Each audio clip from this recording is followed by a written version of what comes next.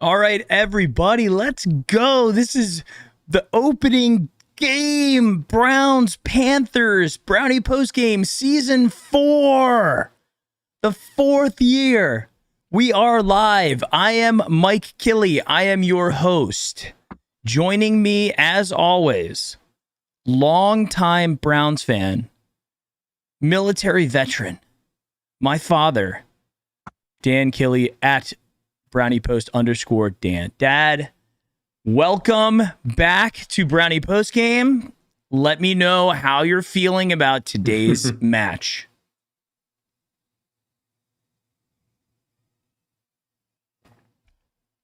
Can you hear me, Dad? I can hear you, but I'm getting the sound on the other computer over here, and I can't. Oh, there's the mouse. I'm trying to mouse up. Okay. Well, while you're messing around with that, I'll kick us off. All right. So everybody, we have the Browns Panthers. We've got we have Baker Mayfield over there on Carolina for the first time. And we have a lot of Browns fans that happen to be heading down to Charlotte to watch this game, from what I could tell. I'm looking at Twitter. I'm seeing everybody. And man, it looks like it's a party down there. Dad, did you get the audio working out? Yes, I got it muted, so I'm only hearing one source at this point. But yeah, I'm glad to be here for their 4th season. I've been a fan, as some of you know, for 65 years, seen it all, the ups and downs, Jim Brown all the way, Brian Sipe, Bernie, the drive, the fumble, you name it, seen it all. Disappointed, a little bit disappointed in this year in terms of what's transpired. And we'll talk about that as we go through the pregame. But,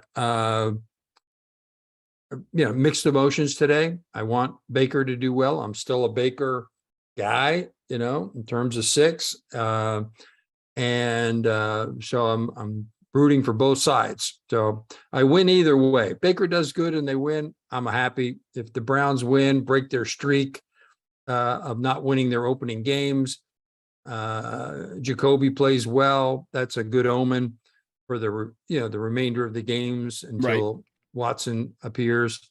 And we just go from there. We're going to be there at the Jets game next week. It's going to be fun. Just like we did last year, and I'm looking forward to that as well. Yeah, this is going to be a lot of fun. And guys, we are really, really close to the sub goal. I have there shouldn't be much spam today. I limited it to 5 minutes, so if somebody is not a subscriber, they got to wait 5 minutes to be able to do it and chat. But everybody here, click the like button for me real quick. Everybody click the like button. Let's get the algorithm pumping. Let everybody know that we're rocking and rolling. Share it out. Share out the stream on Twitter, on YouTube. I do have a prize pack of a whole bunch of goodies. We got a Browns license plate frame. We've got some oven mitts, a Christmas tree ornament. I mean, there's just a ton of Browns stuff that I'm going to be giving away as soon as we hit that 5,000. So we're, I don't know, like 100 or so away from 5,000 right now. And I'm dead set on hitting it. So as soon as we get that, it's only going to go out to people who subscribe. There we go. Mr. Long, Cleveland. Mr. Long in Cleveland is a new subscriber. That's what I like to see. All right. Yeah. So, I mean, this has been a crazy offseason. It's been a lot of emotional ups and downs. Mm-hmm. I took a month off of Twitter. And then obviously been pumping and talking to a ton of people here in YouTube and interviewing people, getting people's thoughts on everything. Right. And it's been fun. It's been a really interesting ever since I kind of came to grips with what the Browns did. And the only thing you can do is you just got to move forward. We don't control the Browns. The Browns don't know who we are, don't really honestly care. There we go. Seth, welcome in. So the Browns don't care who we are.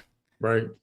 And so, how much emotional damage should we allow ourselves to go through for them and individual players? I'm rooting for, I'm rocking the Nick Chubb today, right? This is the guy I'm rooting for. I'm rooting for guys like Wyatt Teller, Joel Bitonio, David Njoku, new guys like Amari Cooper, you know? These are the guys that I'm super excited about. David Bell, the new rookie.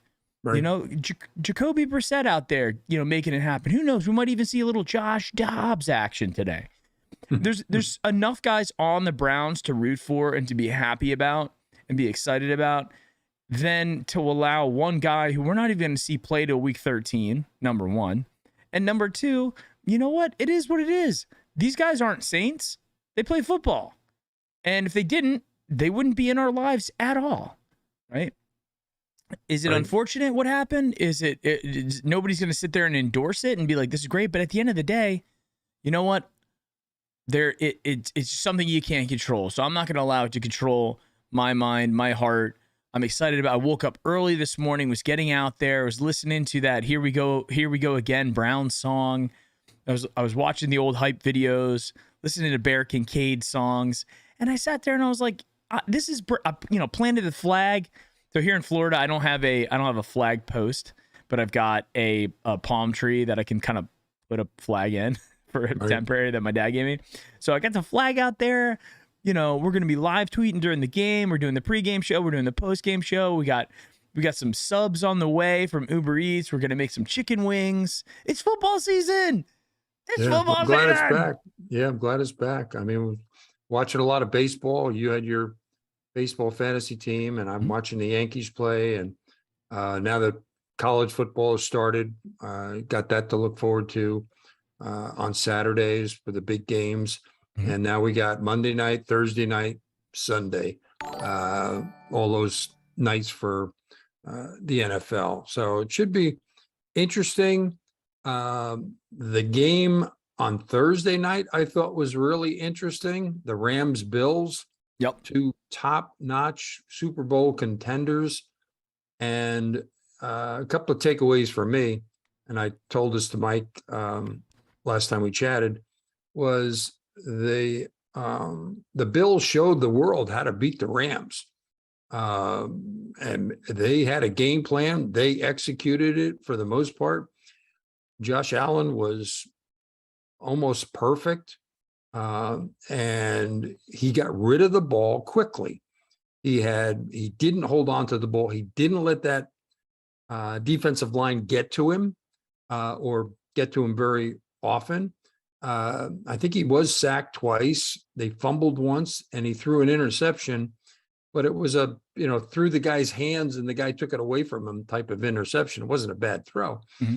So it showed him how the Rams can be beat. They've lost some players. Von Miller played great for the Bills. He was just, they sacked Stafford 8 times and they didn't blitz once. That tells you a lot about their capabilities, the Bills, and also maybe how bad the offensive line is for the Rams. But there's, that's one win for the Bills and one loss for the Rams. So a whole bunch of people are disappointed in the way the Rams got off the season. And it was ugly. It looked really bad. Yeah. So we got to hope that our defense plays well, that our offense plays well. We catch the break. We got a great kicker. He may not make 100% of them, but it'd be fun watching him kick 60-yard field goals. I mean, we're never out of field goal range. I mean, when was the last time we could say that? And hopefully he's consistent enough that he makes his extra points when he's supposed to, and he can handle the pressure. But that was a great pickup for the Browns. I think they did really well there. So give a quick shout out to everybody in chat. We got Jonathan Schlegel. We got Mids Plug, Derek Jones, Hambone, Lynn Savage, Brian Schaffner. We have Cleveland Ethan. I don't know if I said Cleveland Ethan or not, but welcome, guys. Welcome back. Happy you guys are all here. Mark Schoen's in the house too. What's up, Mark? So this is just going to be one of those fun seasons. I think the Browns improves enough. I think that it's going to be fun to see Nick Chubb play again, finally. It's going to be fun to see Kareem Hunt back on the field. the real It'll Browns. It'll be interesting to see what Mike, you talked to the Panther guy, and probably later you can relate what he told you as far as the strengths of the Panthers and what he anticipates them doing, since he's such a diehard fan. But I think they have a good secondary. So I think they're gonna force Jacoby to throw it and Stefanski to call plays that throw it.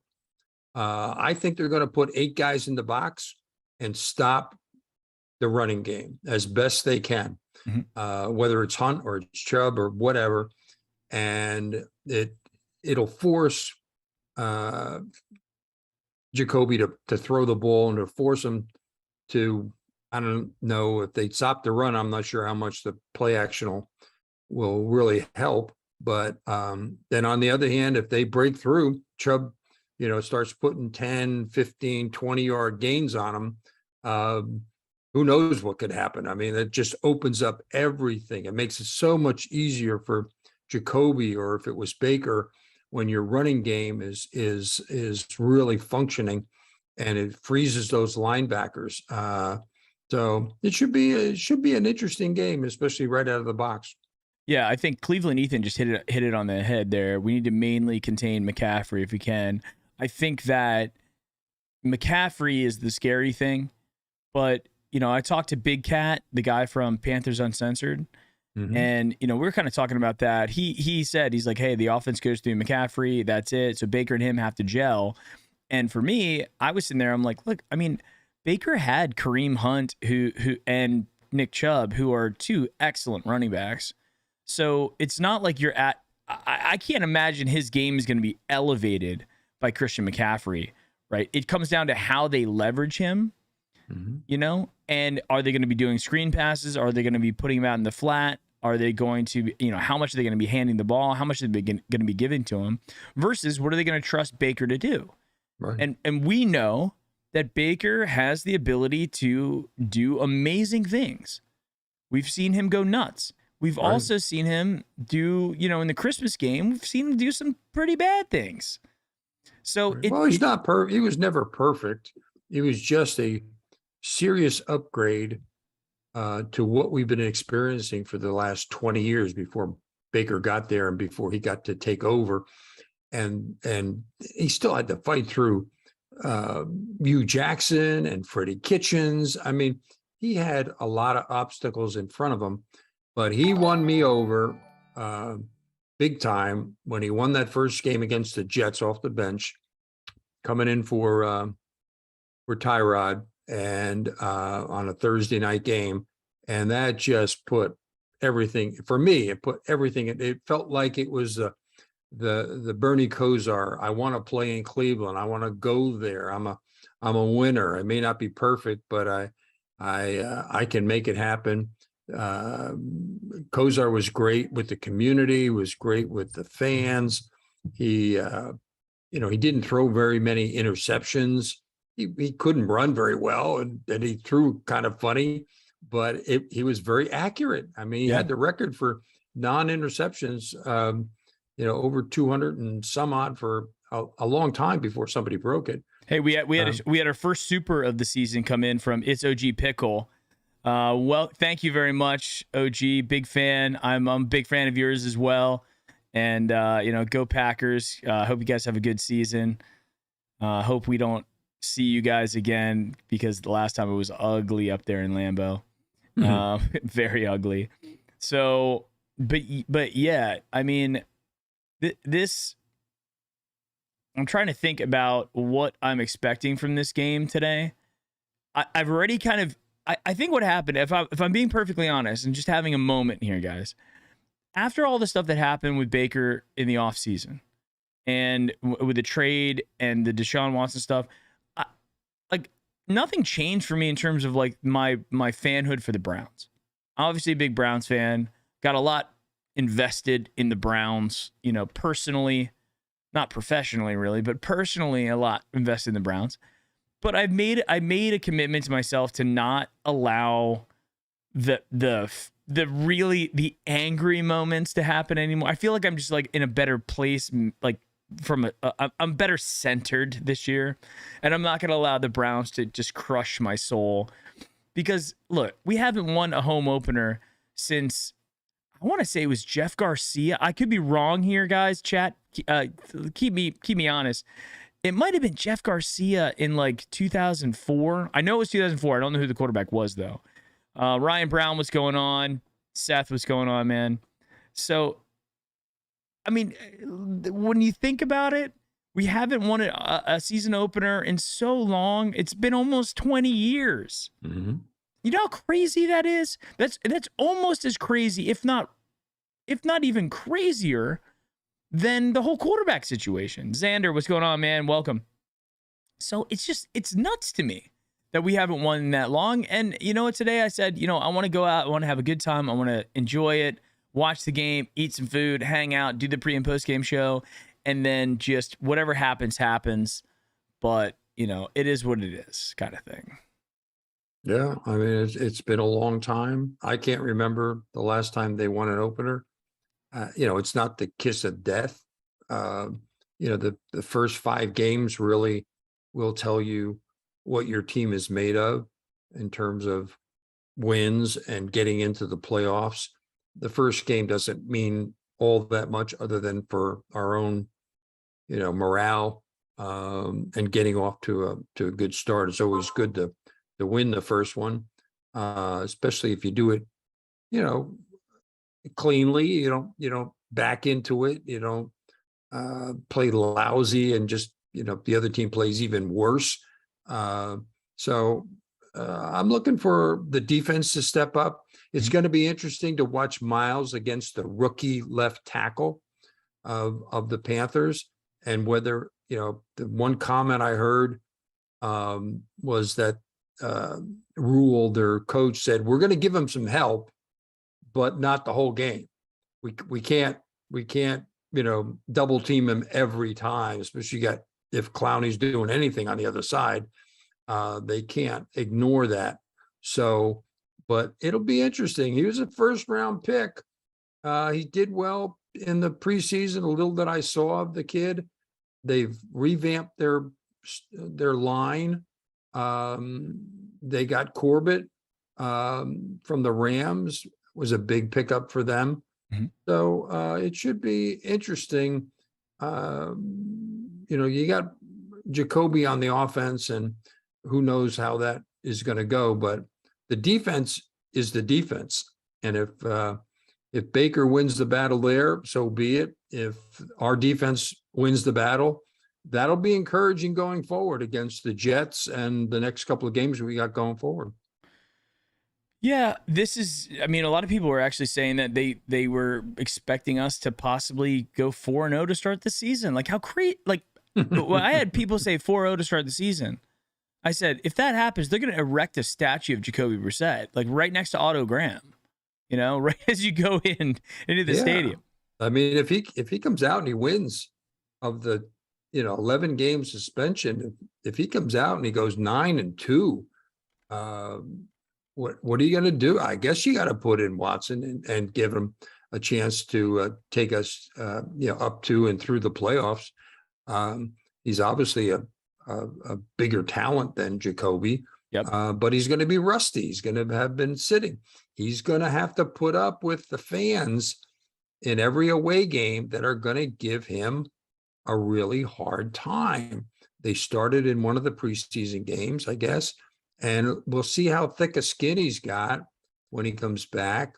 He never really, was contrite over all of this stuff. A couple of athletes in the past have come out and apologized and said they're sorry and want a second chance, and everybody deserves a second chance in this country, that's for sure. And but you got to be a little, you have to have a little contrition. You have to, be sorry for what you did and what you caused. And guys like Michael Vick, he did some bad things with the dog situation, got in a lot of trouble, went to prison, but he came back and asked for forgiveness, said he was wrong, won't do it again. Understood what was bad about it, even though that was sort of his upbringing, culture, or whatever wasn't a bad. It's sort of like cockfights, that type of thing. It all depends on where you're from. But he paid the price and he asked for forgiveness, and people gave him a second chance, and he did well. Same thing with Tiger Woods. Tiger Woods came out, said, got plastered by his wife, and then the whole thing came apart. Yeah, for him.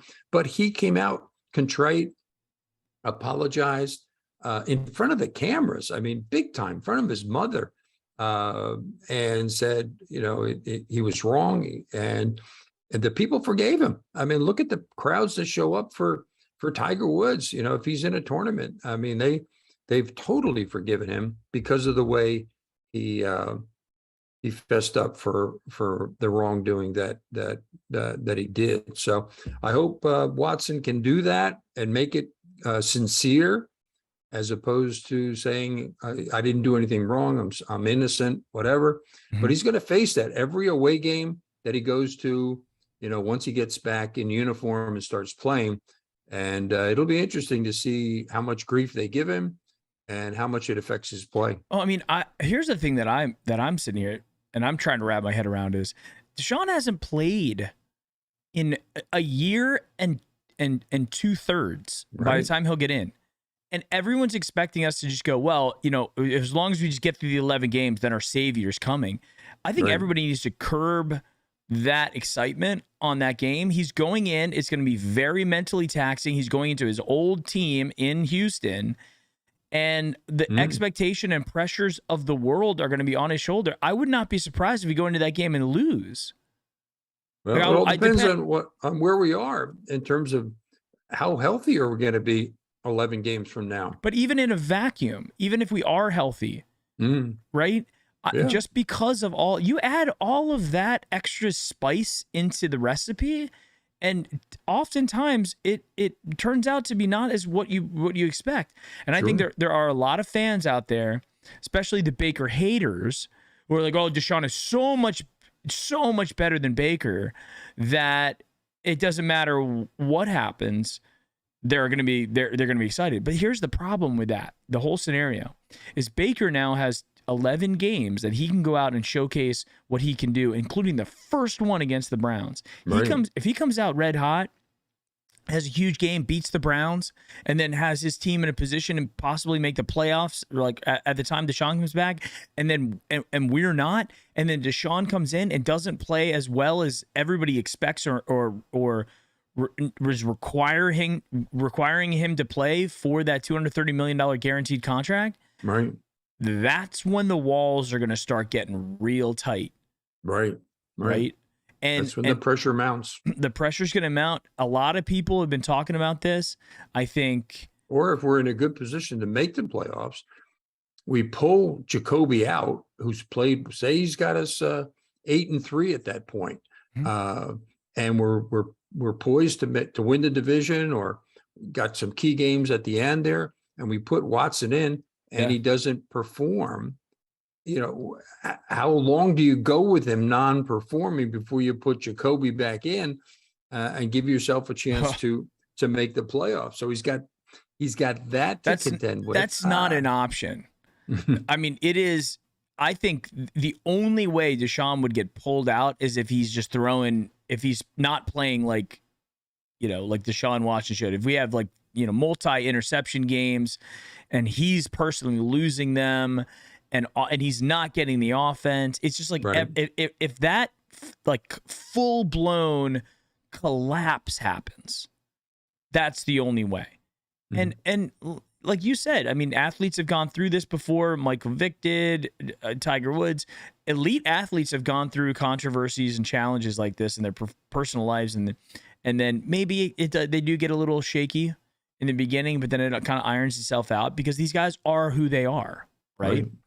So it's one of these big moments that Jacoby is going to have to just get us as close as we can to remaining relevant still by the time Deshaun comes back. And then if he does, and if he just becomes the Deshaun that we know he can, then we should be in good shape. So on paper, the math, the Moneyball math that, D. Podesta's brought in. Oh, we got a super chat that came in from Mark Schoen. Let's go. Great to see you and Pops. Thanks, Mark. Appreciate it, man. Thank you very much for the 1024. Thank you. I don't know what the 10's for, but maybe the 24's for Chubb. For Chubb. I would assume that. Who's 10? I think it's like Brady Quinn was 10, I think. But yeah, I mean, the bottom line, Anthony Williams is going on. Marluxia's Cherry Blossoms was going on. Welcome in. Oh, Mark Schoen saying 1-0. Okay, so the 10 is for the 1-0, and the 24, I'm assuming for Chubb. That's awesome. Well done, Mark. Appreciate that. So, for some reason, I'm not sure why the super chat is actually not showing on the screen. I think I might have done that because there was some spam going on, and I didn't want it to appear. But I will read out every super chat that comes through. So, absolutely 100%. Thank you very much, Mark. You've always been a big supporter of the channel, and you're one of those I mean, that's one of the other things I was getting excited about this year was all the people coming back into chat that I know, and that we're all, I know you guys are going to be there. I know you guys are here for the Wednesday show, the pre and post game show. And, and because I have an audience in Twitter that I talk to, and then the audience here at Brownie Post Game, you guys are the people that I remember. And I think it's awesome. I'm not concerned with Greedy Williams about being on the IR. Martin Emerson is a stud. Yeah, Greedy. Greedy is, I don't know what the situation was. I don't think we're ever going to get him back. Robin Crozer, good, bad, always root for the Browns. That's right, Robin. Dad, what is your expectation? I've been asking everybody this, and I'm going to ask you this in two different ways. But number one, how many games do you expect the Browns to win before Deshaun comes back? Wow. Between 0 and 11, how many games do you think the Browns will win? I think 6, minimum 6. I think we got a schedule that allows us to get there. But I could also see us winning 8. If Jacoby doesn't play well, we lose some people on defense, we get off to a slow start, we could only win 4. So, I mean, it's somewhere between 4 and 8 is what I would predict. And I'm feeling more like, 6 or 7 in that category, with a good defense, a good game plan, good dose of Hunt and Chubb. Hopefully the receivers, Amari Cooper, I hope he does well. I hope, tight ends show up. That's where I'm looking. Yeah. Now, if you couldn't say 5 or 6, and you had out of the first 11, so you can't say 5 and you can't say 6. Do you think we win 4, or do you think we win 7 or more? 4 or less, or 7 or more? I don't see us winning 7 or more. All right, so it's 4 or less if guns put to your head. I think this. I called 5. I think 5 games is what we're going to get by week 13, which, by the way, still does put us in. We're in the hunt. At 6-5, we're in the hunt. We're not dominating by any means, but we have to be very good. Not saying we have to be perfect, but we have to be very good in the final stretch. But the end of the day, there still is a window for the playoffs. And if Deshaun comes in and becomes the savior that everybody expects him and wants him to be, then we make the playoffs. If he doesn't, then you know what? The season was kind of a wash, and Goodell screwed us over once again, because he was only supposed to have that 6-game suspension until Goodell decided, well, I'm going to Goodell this situation and push it to more, right? And then the negotiations began. So I think it's like this. We are the Cleveland Browns. It's never going to be easy. We don't play in Miami like the Dolphins. We don't play in LA like the Chargers and the Rams. We play in Cleveland, Ohio. It's been brutal as Browns fans basically my entire life. Dad, probably for the vast majority of yours. And we knew it wasn't going to be easy. Even going out there and making this huge deal for Deshaun to get that quarterback, get that talent that we've been missing for the last 20 plus years since we've been back as the Browns. We haven't had that truly, truly next level quarterback. Closest thing I would say that we had was Tim Couch and Baker Mayfield.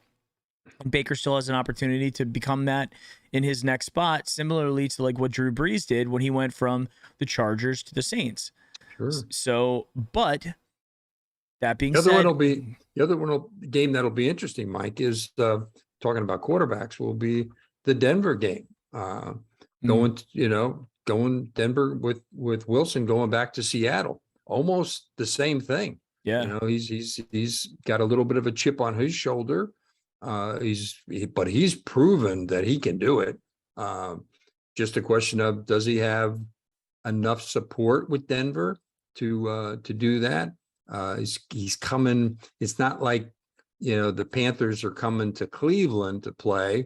That would make this game even, then I would crazier. Then I'd feel much better if they were coming to Cleveland. Really? Right? I would feel much better about this game. I mean, I'm calling 24-17 Browns. I think that's going to be it. Mick the dog's in the house. All right, Mick, welcome back, buddy. So I saw that all the local people for the Browns, all the reporters and everything, picked the Browns to win.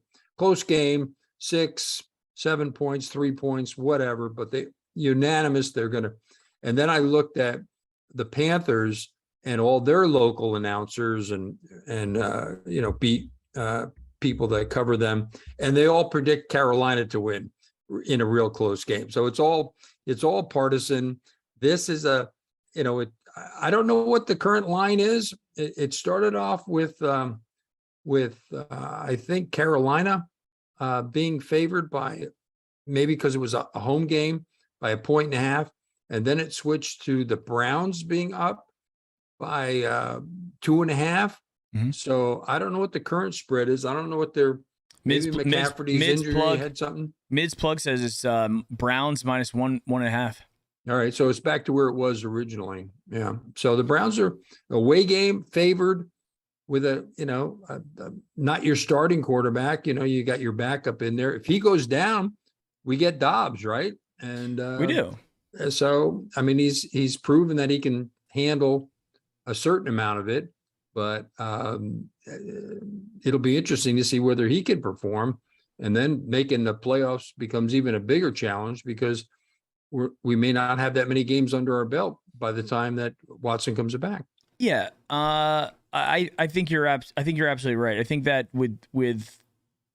if Jacoby goes down, Jacoby's the safety net. He's only going to be asked to manage the game. Right. He's being asked to be Trent Dilfer. That's it. Just don't turn the ball over. And the thing that's nice about Jacoby, and I think the reason why they brought him in, is because he doesn't historically turn the ball over.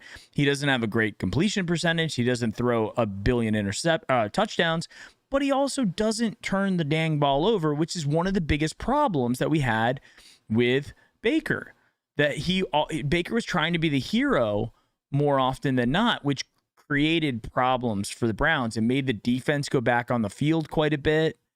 It put a lot of the pressure on special teams and defense when your quarterback is turning the ball over as much as Baker did. Now, Baker did have very, very good moments as well, but that's the thing with Jacoby. If he can be Baker Mayfield minus the turnovers, hand the ball off, be accurate, go out there and do it, then we're in really good shape until Deshaun gets back, because Deshaun adds a completely different element than Jacoby in terms of just the elevation from a talent perspective. Yeah, no question about it. So it's gonna be fun to watch. Did you give a score prediction on this game, Don? I think Carolina's going to win. I think Baker's going to win. I think he's got a big chip on his shoulder. And I think that they're good enough from what I saw in the preseason to pull it off. It's really going to be, in my opinion, more Baker against our defense than Jacoby against their defense. I don't look for a high scoring game unless something, the turnovers start flying in terms of people fumbling and throwing interceptions or whatever. So I think I'd be in the 24-20 range, Carolina. That's I'm in a position where I can't lose. It's a win-win for me, you might say, in that I'm rooting for Baker. I'm a Baker guy. I think what the Browns did to him was not right.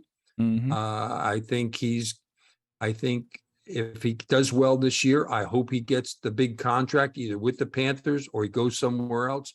Maybe goes to Tampa when Brady finally pulls the plug, or goes to some other big contender, but he gets that big contract. Baltimore wouldn't give what's his name, Lamar Jackson, the big contract, and he told him to go pound. Well, sort of like I think he was getting more guaranteed money than Russell Wilson, though. Yeah, big money, and he turned it down. He So said sort no. of like Judge. Judge told the Yankees to go pound sand at the sort of in the beginning part of the season when they offered him a very good contract, and most normal people would take it. Especially he's not a spring chicken. He's going to be close to 30, if not next season. But he's rolling the dice, and talk about having a great season. I mean, carrying a team on your back and making the Yankees pay next year for not signing him earlier in the year. Yeah, but I hope that happens to Baker. I got to tell you, so Baker's going to, like you said, he's going for a contract. But Lamar, I mean, the dangerous thing about Lamar is his style of play. And he's been able to avoid, for the most part, injury. But last season, at the end of last season, they shut him down because he wasn't the same. And you can't take a guy like Lamar Jackson who gets hit, who would happen to get hit bad, and say you're like we're gonna invest long term in you, because as soon as you take away that element of his speed and agility, and you make him play just regular quarterback like everybody else. That's not what he's a detriment to that team if you just put him back in the pocket and say, go and throw, because everybody knows his accuracy just isn't, if you don't have the threat of him running, then the passing game shuts down really quick. It's very similar to what they did to the Browns last year, right. with the threat of passing wasn't really there. So they stacked the box. Really quick. Jake says, Mike, where did you get that hat from? I've been looking for it everywhere. This hat came out last year, I think. Last year or the year before. I can go back to find it, but it's not being sold anymore. This is like, and the players and Stefanski's wearing it again. So I was like, oh man, this is pretty dope. So yeah, it's not available. I looked for it again. I wanted to buy another one, Jake, and it wasn't there. Also, Mid's Plug asked, Dad, did you go out and buy a Baker jersey, or what? Or yeah, Mid's Plug's asking, did you buy a Baker jersey like that guy from Twitter? I was going to buy a Baker jersey, Carolina jersey, to show my support for him individually. But Mike talked me out of it and said, you better wait and see how he does for a while, and whether he has any impact or whatever. Otherwise, you'll be stuck with a $125 jersey. So I got a. I did give him the advice. I was like, listen, if you want to spend $125 on a Panthers jersey, first of all, Baker hadn't even earned the starting job yet. But so I was like, here, buy the T-shirt. It's $20. Right. And that's what I did. Unfortunately, I should have gotten an extra large as opposed to a large, because I think it shrunk a little bit in the wash. So I'm wearing my Baker Browns jersey today. And I would, if Baker does well, again, he may not stay with the Panthers, although I think he likes that town. It's a great town. It's a great area, a great fan base. I think his wife is starting to like it as well.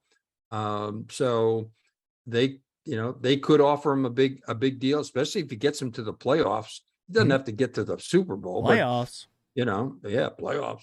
That would be huge. So I'm hoping for him to play consistently. I'm into loyalty. I mean, I've been loyal to the Browns for 65 years, and what they did this past year, I think. And I will put a cherry on top on that. And I'll tell this story too. when the Browns cut Bernie Kosar in was it 94 they did it, or 93, one of those years, when the Browns cut Bernie Kosar and he got picked up by the Dallas Cowboys for Christmas that year. My dad bought me a Dallas Cowboys Bernie Kosar jersey. So he bought me the 18 Kosar, and I wore it in practice in high school a couple times, and the defensive coordinator for my football team loved it because he was a Browns fan. So this isn't like new stuff, like where my dad's like all of a sudden, I'm just going to stick with Baker. He was very, very loyal to Bernie, loyal to Baker. And you know what? I don't think that it's like, I don't blame a lot of people. You look on Twitter and you hear the negative people that kind of trash Baker left and right. But then Chris McNeil, Reflog, who's the most followed Browns fan on Twitter by far, Reflog puts out polls saying, would you rather have Baker Mayfield or Deshaun Watson? And he did it, updating almost like political polls to find out, like, feeling the pulse of what people feel. And think about it. In the beginning, it was like Baker was up a little bit, and then it was kind of 50-50, and then it went back down. Now people wanted Deshaun more, and then it came back to 50-50, and then it came back up to, people wanted Baker more. And these are 20, 30,000 people voting. So this is a large enough sample size to say, like, listen, this is what the Browns community is at worst 50-50 on if they wanted to keep Baker or go with Deshaun. It is not 90% Deshaun and 10% Baker. There are a lot of Browns fans. I think Baker has to be very careful with how he communicates and what he does, because he's been very good about it. He hasn't completely crapped on Cleveland. He's like, hey, there were a lot of Browns fans in Cleveland that treated me very well. I love the city, and XYZ. Yeah, a couple of things on Twitter, on chat there. Was I a big supporter of Tim Couch? Not really. I was disappointed in that draft when they drafted him. I can't remember who he was up against in terms of the first round picks. It was like him or Achilles Smith. I mean, there wasn't very much in that draft. Right. Maybe Donovan McNabb. Let me go back and look at that. But Kentucky was a bottom dweller for a long time. McNabb wasn't that pick, yeah.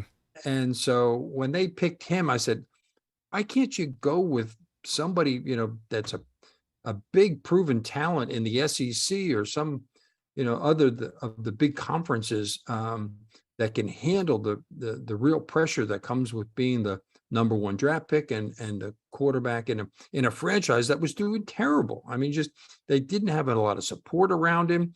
He did better than I thought from a historical standpoint. I know Mike has put some stats, up on the board about him and how many games he won.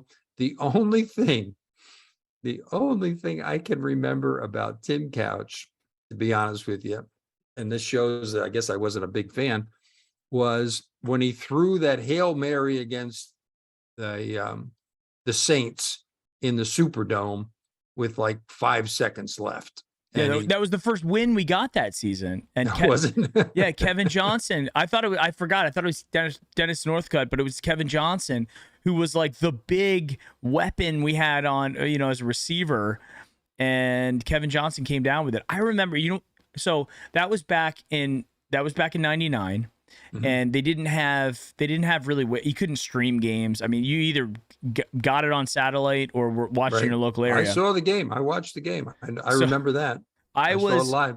It was my sophomore year of college, and I was in my apartment and I was playing fantasy football. So I was watching, like, how like you can watch the play-by-play, like, but it's like in text form, mm-hmm. And I'm watching the Browns, and there's 5 seconds left, and the Browns are down. I'm like, all right, let's see what happens. Just waiting for the clock to tick out to say, like, Browns lost. I can turn it off and go. And then I saw the score changed, and the Browns scored a touchdown. I was like, what the heck? That can't be right. And I'm refreshing. I'm like, what is going on here? Like, that could have happened. I was like, wait a second. I remember I ran out to the living room, turned on the TV to see what happened, and they showed the replay that it was a Hail Mary, and I like lost my mind. I was like, because it almost never happens. It certainly never happens to the Browns. Right. Yeah. Right? Well, the other question what was in chat was, would I continue to support Baker if he loses today, going forward? Or if And he wins today. the answer is yes. I'm a Baker fan till the end. I was big on Johnny Manziel too, and Mike knows this. I was thrilled that we got him. He had some really outstanding moments. I thought he was the most exciting player to watch in college as well as when he was on the Browns. But his head was not there. He was not mature enough He's a to junkie. handle it. I mean, he's an addict. Yeah, I mean, he was just, and he still hasn't, even though he's played in Canada and he's played in, a couple of pickup leagues, whatever. Literally just pickup leagues. And he's been hurt. He got hurt a couple of times and whatnot, but he never. I still have that shirt that you got me, the Johnny Manziel shirt. Doing this. I have a T-shirt. I wear it to bed at night. Johnny Manziel. Every once in a while I throw on the Johnny shirt, but and I don't blame anybody for being excited about Johnny. That was an exciting moment. It was just like, it was exciting when we drafted Brady Quinn. It was exciting when we drafted Colt McCoy, right? Or even Deshaun Kaiser. Like, oh, well, maybe we have a shot at one of these guys turning out to be the real deal. And I thought Derek Anderson he had that one great season where he just threw a tremendous amount of touchdowns, tremendous amount of yards. I think he beat Cincinnati 52-51. I mean, it was just, I thought we were on our way at that point. We found our quarterback, but I think the next year, I don't know, we were 8-8 or something, and he didn't play. No, I think we went backward. I mean, we might have been 6, because that was a Romeo Crennel, and then that last year, it's just he didn't hit expectations. He was gone. Yeah, the coaching we've had has been, I mean, Butch Davis probably was really good, and then he gave up on us. He quit mid-season, and then they moved to Baltimore and they get rid of Belichick. I mean, talk about how dumb can you be? So the ownership under Art Modell, I'm glad he's not going into the Hall of Fame. He doesn't deserve to be there in terms of what he did with Cleveland. And all the people he hurt when he moved him to Baltimore. And Haslam, I don't know. I'm not a big fan, and certainly not with this recent. Even Andrew Berry or Stefanski. I think it was a team effort that led to this. It was no one. I think probably Haslam just relied on Stefanski and Berry to tell him what to do as far as Deshaun Watson is concerned. But I just, I'm a loyalty guy. I think he needed one more year, Baker. He played his heart out with a bad shoulder. And if he doesn't make it this year, then I would say, okay, fine. He's up. 5 years are up. You don't want to give him a big contract. You got all these great players coming out of college. Or there's some other quarterback that wants a big contract on another team that we could get free agency. Yep. Then you make the move, but you got to give him that one more shot after what he did for us to take us to the playoffs, to beat Pittsburgh twice in a row, and almost beat Kansas City that year as well. I mean, we were on cloud 9 when he was doing all that stuff. Mm-hmm. So like I said, I'm a loyalty guy. I'll stay with the Browns, but I'm staying with Baker as well. Yeah, and you know what? I think that's fine. Like I still like Baker. I got no problem with him. Mm-hmm. And the people out there that have gone 100%, he's terrible.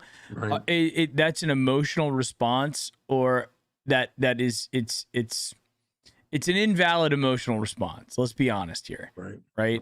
To have that much hate for a player who came in, and I think the problem with Baker, what really kind of set it all off was, he started getting all the endorsement deals right away. The Hulu, the Progressive insurance, and a lot of people were like, listen, you haven't gone out and earned anything yet. You had a great rookie season. You took us to the playoffs one time, but you had 2 decent seasons and 2 bad seasons. And then the other guys who are out there on those insurance commercials, like Aaron Rodgers, Pat Mahomes, those guys won. Those guys throw 45, 50 touchdowns a year. They are a guarantee, just because you have those guys on your team, on your roster, that you will be playoff contending, if not contending for the Super Bowl, just with one of those 2 guys. Baker didn't ever give us that, and that was the unfortunate thing. And I think on top of it too, looking at that draft class, you've got Josh Allen, who's now emerged as the legit guy in that class. Definitely. Right? And then Lamar Jackson, who was drafted at the very last pick of the first round, who's won an MVP and has taken his team and made his team extremely relevant the entire time he's been there. And then you've got the other 2 guys, Sam Darnold and Josh Rosen, who kind of have fizzled. Baker has just been the guy in the middle. And when you draft somebody first overall, you can't be the guy in the middle. You have to be the best guy. You have to be the Josh Allen or the Lamar Jackson of that draft. And that's where it got stuck. Plus, I think there's a lot of people in Ohio that still have hard feelings about Baker when he was at Oklahoma and he planted the flag at Ohio State. There's a lot of people that he tiffed off, right, because of the way that he did things. And you know what? Baker's personality just doesn't jive with everybody. He's not for everybody. But me personally, I was always a fan. I will always remember that Jets game where we watched that Jets game together before Brownie post game even started. Right. Brownie post game didn't start till 2019. 2018, we were just watching games like everybody else. And when Baker came in and did it, in a lot of ways, Baker was one of the guys, or one of the reasons that even spawned this channel. I'm not giving him all the credit for it, but a lot, his excitement and what he did for the Browns and for you and I wanting to talk about it. Sure. We had excitement for a change, and remember that, and you made fun of it in one of your videos, that Jackson wouldn't commit to making him the starter the next week. When he won a game for you, at halftime, he only had half a game to do it. It was only his third. It was like I want to say it was his third win, right? In like 2.5 seasons, and he wouldn't commit to him. And you put it in your. He had to watch the tape. That was his comment. The tape. What game were you watching? And Tyrod was hurt. Right. He got a concussion. And he wasn't playing all that well. The game before, he didn't play that well, Tyrod. He's had an up and down season. I mean, we root for him doubly because he came out of Virginia Tech. Yeah. And you want him to do well. And I think who is he back up for the Giants, I guess, now? Yeah, but I wouldn't be surprised if Tyrod gets a decent amount of action this year because they're not committed to Daniel Jones. Right. So, but he never, he never played as well in the pros as he did at Virginia Tech those years he was there. But he does have talent. But Baker, showed his talent right out of the box. And I became just like I became a huge Bernie Kosar fan when he announced he wanted to go in the supplemental draft to the Browns, which I was thinking, why would anybody want to go to the Browns, especially a quarterback where we're struggling. And he wanted to go there. And he's been such a great person for the community and for the team, and continues even today, with his all the things that he does. It just that's the type of quarterback you want to be the poster child for your team. No, absolutely. And I think that Deshaun wasn't that Deshaun's a mercenary. We went out and bought him. Right. He's a sellsword, as they say in Game of Thrones. Not to say that he's not going to go out there and do his best and put his game face on and do all this stuff. But we went out and bought Deshaun. We gave him $230 million guaranteed, right? And to a guy there were question marks all over the place from a legal perspective. Is this guy going to even ever be able to play in the NFL again? Is he going to go to jail? Who knows? and we gave him that much money. It was so much money to the point where he had to say yes. And hey, we got a new super chat came in from Jonathan Schlegel. I hope Garrett puts Baker's face mask into the turf. Probably will happen today, John. So thank you very much for the super there, bud. But I think that everybody has to realize that the guys like Bernie, right, who came to who manufactured a way to get to the Browns, guys like Baker, who when he was going to be drafted, he said, I want to go to the Browns. I am the guy, the only guy here who can turn around this organization. And for everybody out there who thinks about the Lamar Jackson and the Josh Allens, we could have ended up with Sam Darnold or Josh Rosen number 1. And also, do you really think if you go just past the surface level on it for a second and say, if we would have handed Lamar Jackson or Josh Allen, 2 guys that were raw coming out of college, you hand them to Hugh Jackson and Freddie Kitchens and Todd Haley, if he turns into Greg Williams, if he turns into what they are today, Baker Mayfield persevered through that stuff and still did as good as he could. And Odell Beckham too persevered through that to a degree. Oh, so totally. He did. He had a lot. There was a circus going on. Absolutely. Right. Absolutely. So I think that everybody has to relax on that. So there was a question that came in, Dad, do you think that Baker can take the Panthers to a wild card berth this year? I do. Based on what I've seen, and hopefully a lot depends on their defense. McCaffrey, if he can play and stay healthy, he could go down at any point. He's not as durable, I think, as a Chubb and a Hunt, whatever. I don't think he can take the pounding, and they're going to rely on him. But if their defense holds up and Baker plays well, I think they have a shot at going to the playoffs. You know, I said tongue in cheek to Mike before that. I think Baker will make it to the Super Bowl before the Browns do. Oh God! But and imagine if we ever faced him in the. I mean, listen. Oh God, I think the entire world would stop spinning if we played the Panthers in a Super Bowl against Baker, and it was, oh my God, that would be. I mean, crazier things have happened in sports, but that would be an absolutely wild one.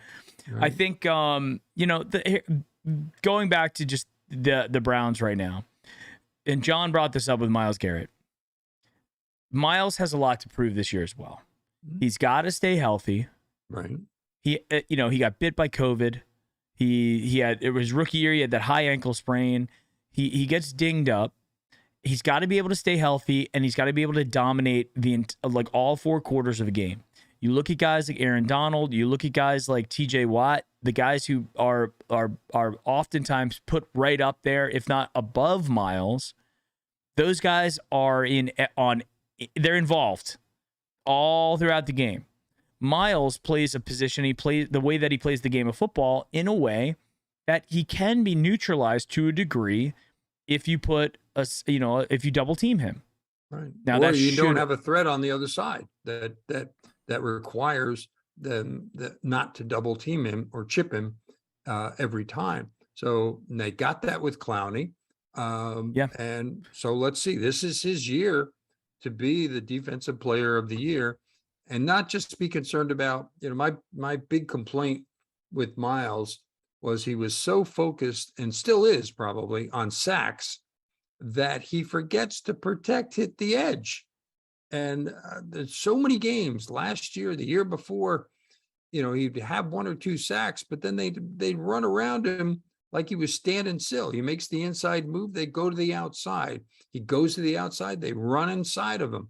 And my biggest, one of my biggest pet peeves is these defensive ends that don't protect the edge. Yeah. Well, that you made a good point about having somebody on the other side. It's great that we got Jadeveon Clowney back this year, but who knows how long who knows how long he's going to play at a high level. Right. Because he's definitely on the downside of his career, or he's not the guy that he was coming out of college anymore. Right. So we have an old yet effective Jadeveon Clowney. And is he going to give us like what we got out of like Olivier Vernon, which is like kind of a mediocre guy? We were expecting a Pro Bowler. We got like somewhat of a mediocre play out of Olivier for the majority until the last season, which was a contract year. And then he really turned it on at the end of the season. But if Jadeveon Clowney can stay healthy and can actually be that guy on the other side of Miles, then we're in good shape. Because if you don't have a threat on the other side, then it's very easy to scheme around a guy like Myles Garrett, because all you got to do is throw a running back there or just run to the other side, And it's only going to be in those like 3rd and long type situations where Myles knows he can go tee off on a quarterback, but those only come up so often. And when they do, the offensive lineman knows their job as well. So, Myles is going to have his situation, but he has got to be the dominant guy that we need him to be. And that's going to be a key. It's also going to be a key to see what, can Denzel Ward stay healthy? Can Greg Newsome stay healthy? Right? Yeah, look, Greedy can JOK stay healthy? Yeah, Greedy went down already before the season starts. I mean, we got some questions on defense, but I think we've got some solid players there. I think this is a good game for us. And with the one factor that you can't really determine yet until the game is played is Baker and how he does against the Browns and what they throw against him. They know, the Browns know him better than anybody, so they know what his faults are, what his shortcomings are, and they're going to play to that. And conversely, Baker knows the Browns defense. It hasn't changed all that much from one season to the next. So he knows. And it's a question of whether, Rule, the Panthers coach, has come up with a game plan that takes advantage of Baker's skills and gets the ball out quickly. And hopefully, your Panther guy that you had on said that he thought Baker was going to throw a pick six. I hope he doesn't. You only throw a pick six if you try to make a strong throw to the sidelines and a guy jumps the route. And I hope Baker is intelligent enough not to do that and not try to put the whole game on his shoulders. And I hope Rule calls a pretty good game to allow Baker to showcase his talents. And that's the thing. I don't have a lot of faith in Matt Rule. And I want to say, man, I can't remember who their offensive coordinator is, but Bob McAdoo. Okay. Guy from the Giants. Okay. I don't have a lot of faith in him either. So, I mean, Baker's going backwards in terms of the coaching and the coaching ability there. And I think he's going to go back and say, man, I really actually had it good with Kevin Stefanski. Because Kevin Stefanski's an easy guy to get along with. He's a cerebral guy, so he's really, really smart, knows what's going on in any given moment, and is very even-keeled and calm. Matt Rule is not. He's like Baker. He's an emotional guy. Right. And he's not as good a coach as Kevin Stefanski. Like, I will die on that sword. And so I think that there's a couple different scenarios that we see play out today. We could see our defense going nuts and having like the Steelers playoff game where it was just like turnover, interception, right. Fumble for a touchdown. I mean, we could see that type of collapse happen, which is the far extreme over here. Mm-hmm. We could see your standard Baker not really playing that well type thing because there's a lot of pressure. And then the other aspect of it is the Browns coaching staff knows him very well. The players know him well. They know his strengths and weaknesses. They know how to get to him. Right. Get in his head. You got that. You got the middle tier, which is like maybe he throws a pick, but he still, throws a touchdown or two, keeps him in contention. You've got the throws multiple touchdowns, is looking really good. And then you've got him dominating. And I think if I'm looking at this spectrum of where it is, it's probably going to lean somewhere towards the middle, if not leaning towards the back end, because the advantage here that the Browns bring, like I said, they know Baker Mayfield. They're the only coaches that are around that have spent this much time with him. The players on defense, they've practiced against this guy for years. The main guys like Miles have, right? So they know what buttons to press and when to press them. So that's going to be it. Now, is there enough from Carolina? Now, the other thing that Big Cat told me that was really interesting from the Carolina side is they don't have a great offensive line. It's kind of a rebuild. They have a rookie left tackle. Now, I know this guy is supposed to be special. He was a top draft pick. I think he was 6th overall. But you're going up against one of the hardest challenges that you've ever had in your life, the first game of your professional career. I don't care who you are. Myles Garrett should be able to expose that and take advantage of that situation. Also, their special teams on the Panthers. So they had Zane Gonzalez. He gets injured on the sideline, kicking on the sideline in a preseason game. He injures himself. They had to go pick up another kicker. God, I can't remember the guy's name. Starts with a P, like Peralta or something. And a guy who's kind of been a journeyman kicker who's just kind of, hey, he's a guy who's there. He got hurt this past week as well. He was really? On the injury list, and then they pulled him off at the last second. So he's supposedly good, but when you're trying to kick a 55-yard field goal to win a game or end a half, that'll show just how good his leg is. Yeah. So if that. I think ultimately that's probably going to be the big difference maker in this game.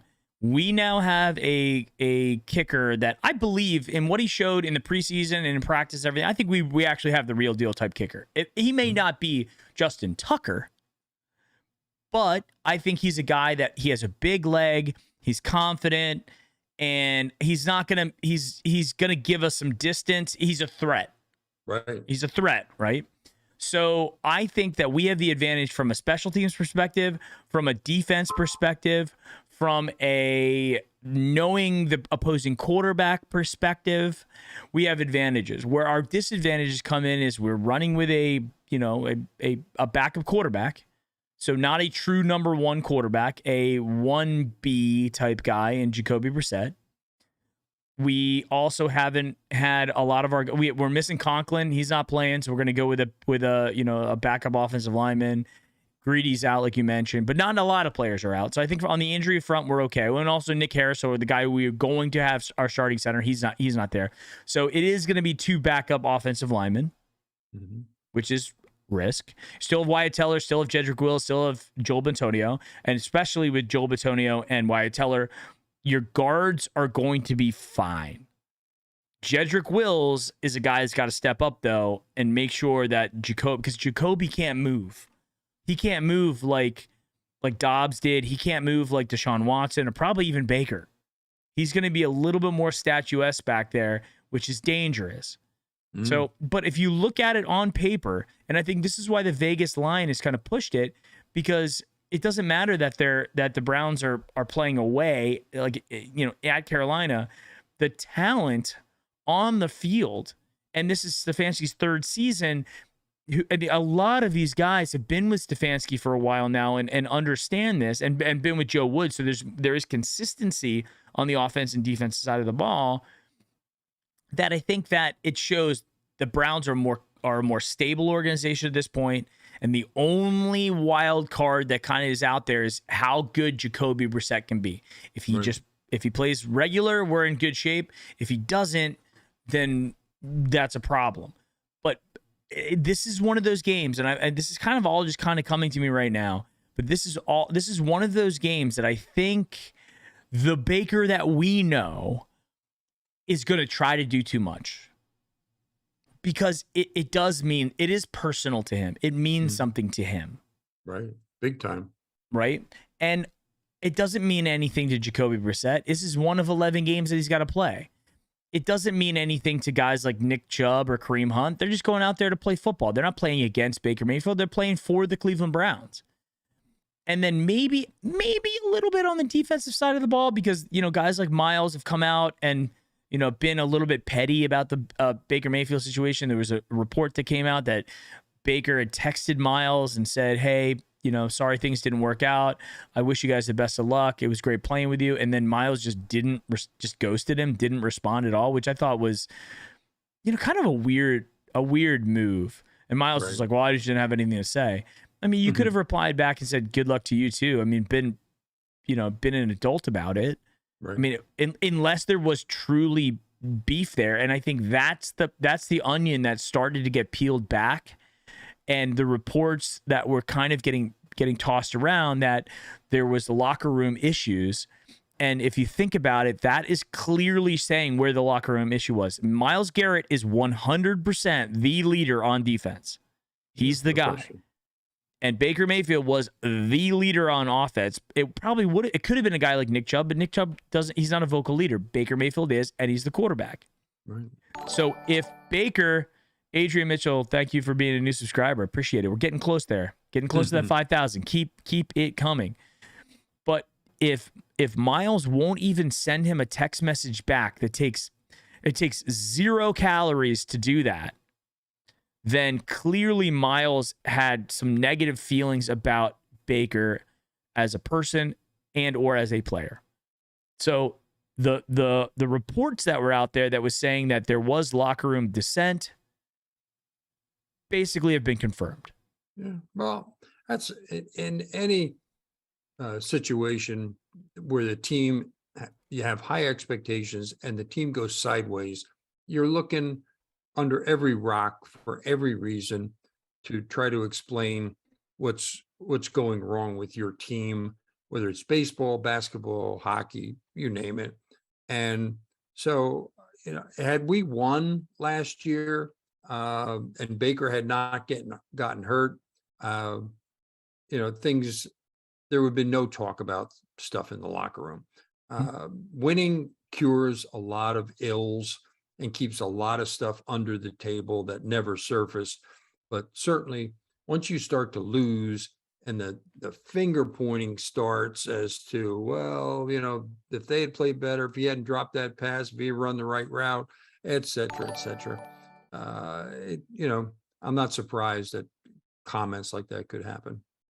I'm going to put a poll out right now for everybody. How many games will the Browns win in the first 11? All right, so let's say add an option. We'll go 1-4, 5-6, or 7+. I think everybody's going to come in there and say 5-6, clearly. But the poll is live. Go ahead and click it in there. I want to see what level of excitement people have in terms of what their expectation is. So click that poll, guys. Also, if you have not subscribed to the channel yet, please subscribe. I know we picked up a couple, getting really close to 4,900. And I want to do this big giveaway at 5,000. I'm dying to give it away. So click the subscribe button for us. And everybody click the like button. If you have not clicked the like button yet, now is your time to do it. So appreciate you guys very, very much. So yeah, Miz plug. We got a lot of people with faith. Isaiah, what's going on, man? Isaiah Gassina's back in the house. Isaiah says 4, Mick the Dog 7. I've got a 7. Colin Tehoke says 8. Miz plug says 7+. He's faithful to the team. He has faith in it. So it's going to be really interesting, but I'm interested. I'm going to say I'm going to be weak and say 5-6. I click 5-6. So right now 5-6 is at 48%, which I think is probably fairly accurate. Interesting as they peruse the crowd too. I think you and I saw some chatter, maybe on Twitter or whatever, that there are a lot of Baker Mayfield jerseys going into the stadium that people are like I'm wearing. So, I mean, they're clearly Browns supporters. They're going to the game, but they're also, they have feelings for Baker as well. So should be fun to watch. Yeah, very much so. So, Dad, give some prediction. Go through some of your NFL picks for this week. I'd love to kind of hear what you're thinking there. You've got a bunch of games that you're picking in your pick'em league, right? Yeah. And while you're doing that, I will be right back. So you say this to the chat. All right. I'm going to take a bio break. I'll be right back. My phone out here and look at my picks, refresh my memory. But I already started off on the bad side by picking the Rams, and I had their defense too. So I got whacked twice. I lost in the Pick'em League and in my fantasy league with Mike and Mike Ristano. I didn't do as well there because Buffalo put up a lot of points. I mean, like I said in the beginning, they showed everybody how to beat the Rams, that's for sure, with their outstanding defense. All right, so let me go find my picks.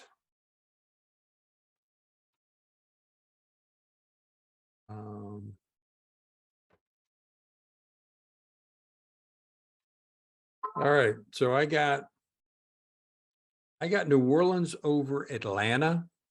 I know that's and Atlanta's the home team. I was going back and forth. Again, two quarterbacks that are unproven in their current positions. They're new.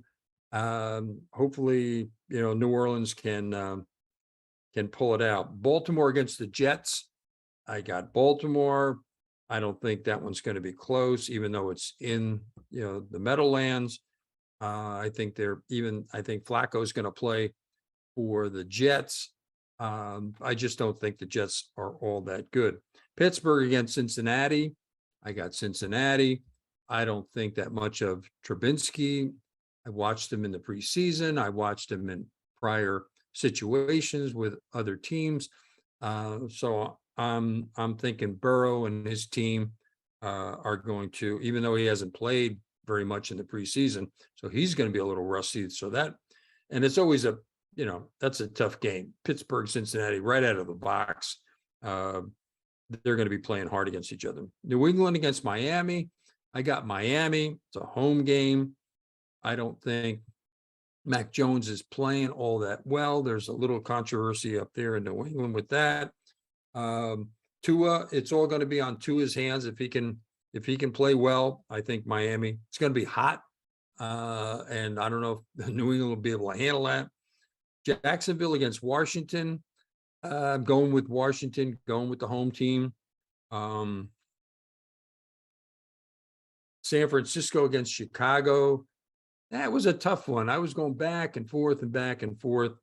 I think San Francisco's got the better team, but they're going to go with Lance, and Chicago. It's a home game for them.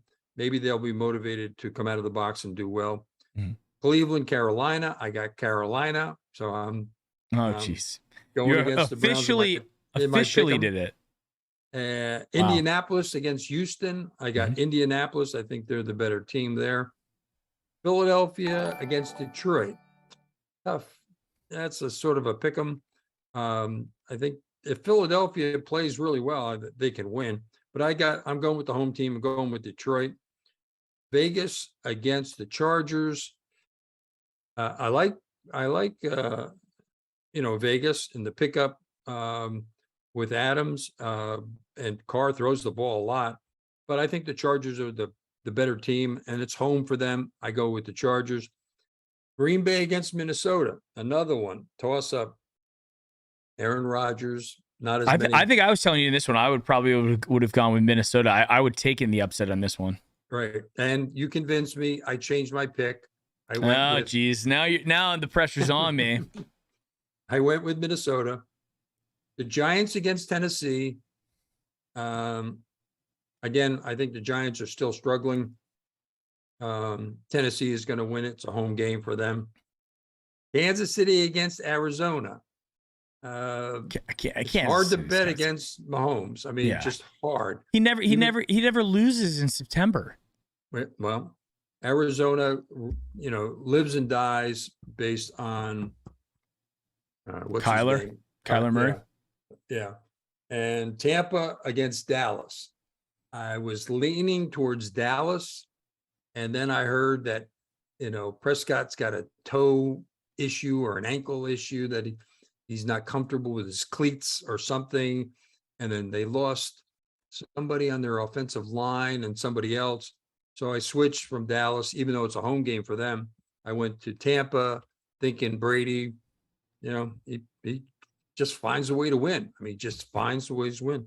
Absolutely. And then the Monday night game, it's another revenge game, I think, to a degree. Denver at Seattle, and I'm going with Wilson and Denver.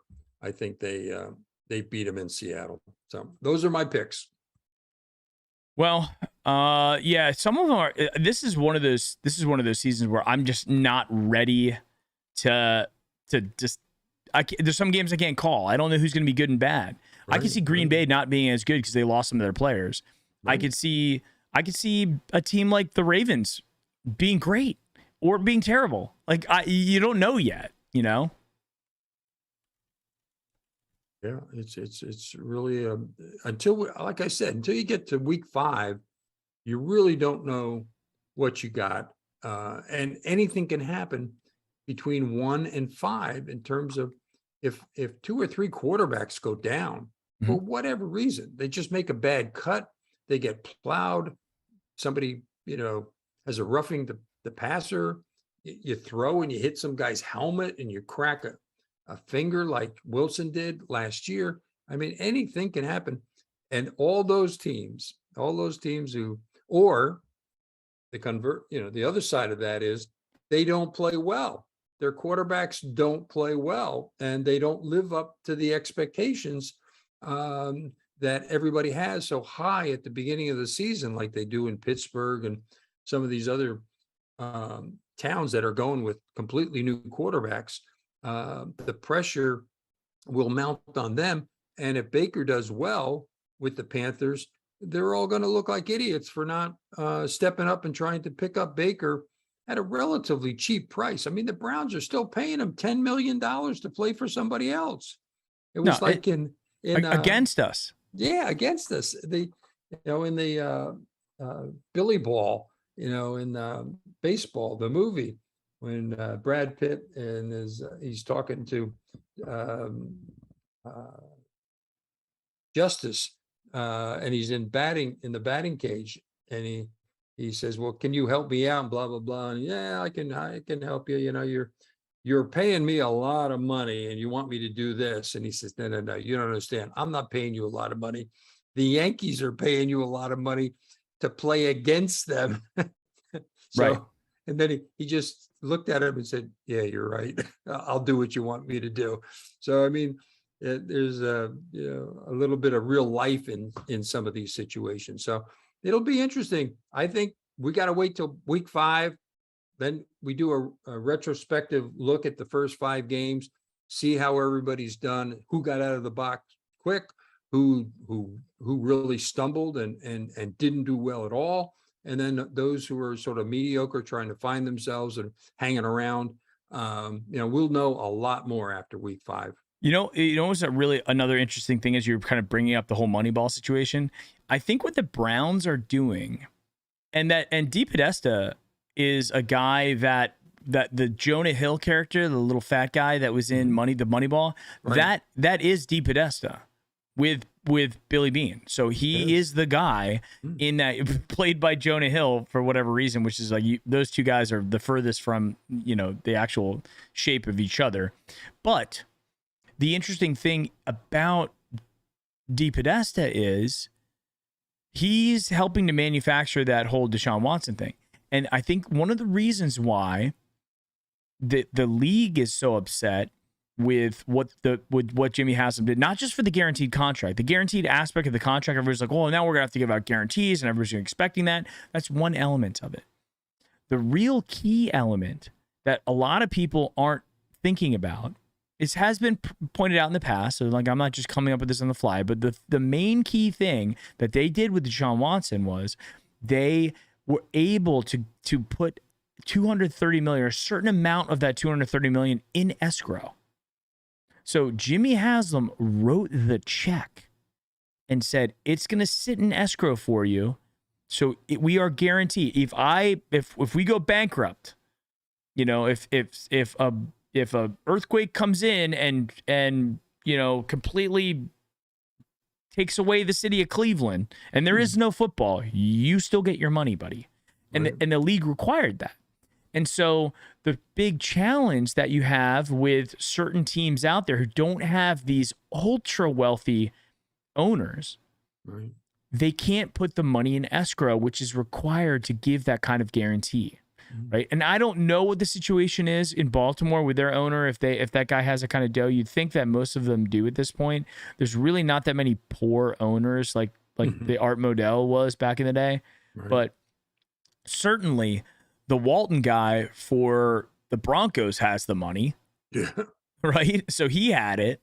But that's the problem with the NFL right now. And that's why people are upset, because they're sitting there going, not just the quarterback situation, but every player who's offered a guaranteed contract, you have to put a certain percentage of that guarantee in escrow. And a guy like Jimmy Haslam, who's got billions, he has the ability to do it, but not every owner does. So that created the rub. And that may be what's happening in Baltimore with the Lamar Jackson situation. They're like, we just can't do it. Right. You know, it could have been the situation in Atlanta, because Atlanta wanted Deshaun. That they expected Deshaun to come to Atlanta, and he wanted to go. He each went and traveled to Atlanta during the negotiation. Yeah, he wanted out of Texas, the big time, and he's from Georgia. Yeah, the other thing we haven't talked about, which again was a part of my whole disappointment with the dealing that went on, was the fact that they gave up 3 first-round draft picks. And you know, you look forward to, we do special shows for the draft. We get so excited about super talent coming up, you know, in the college ranks, and who's the Heisman and who's the best defensive player, and how can we fill a big hole in our team. And to give that up for the next 3 years where we don't have a first round pick is just, I don't know, depressing as far as I'm concerned. It just took a lot out of it for me, because I look forward, because there's nothing happening at that point. You know, there's no football. That's the big thing, getting drafted and when you get picked and who's number 1, 2, 3. Are there any trades going on and whatnot? And we're going to sit on the sidelines for the next 3 years and watch it all go by. Yeah, and you know, I think that the draft, like you and I have talked about this quite a bit, you know, about getting upset about the draft or not. I mean, how many draft picks have we lost or have we failed on? Oh yeah. So if you could say how many draft picks is worth, because all you're giving to Houston is you're giving them a chance, but how many chances that we rolled the dice and hit craps, or you know, hit the wrong number on roulette? How many times? So there's no guarantee in the draft at all. Right. Going back to that Tim Couch draft that we were talking about before, Tim Couch was picked up number 1. The second one was Donovan McNabb, who was clearly the guy in that draft pick. He did well. The third pick in that draft was Achilles Smith. Okay, at Cincinnati, so they just got the best of what was left.